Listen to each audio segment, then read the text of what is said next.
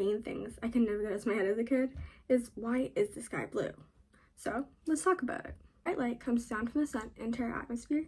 Some of those small particles in our atmosphere are about the same size as a blue wavelength.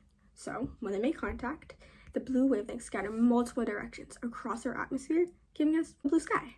As the sun gets closer to our horizon, that pathway of white light becomes even longer. So it has to go through thicker layers of our atmosphere. And when it does this, it makes more scattering throughout the sky. And that's what gives us an even deeper blue look of the sky. This happens because of Rayleigh scattering, named after Lord Rayleigh. Well, then how do we get those colors that we get during sunrise and sunset? Well, the process is essentially the same, just as different colors of white light. So, as you know, white light is made up of 7 colors, covered by Isaac Newton through the prism experiment. So, as the sun gets closer to our horizon, and the shorter wavelengths can't travel as far in, so they have to scatter higher above the atmosphere. However, the longer wavelengths can travel way further in the atmosphere. Same effect.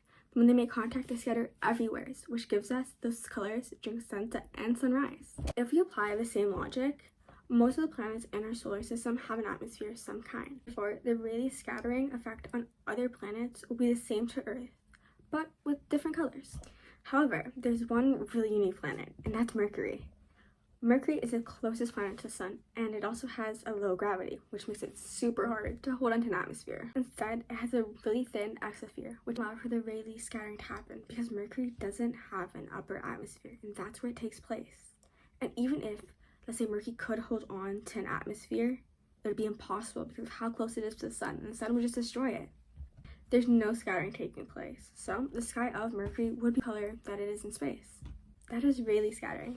Explained.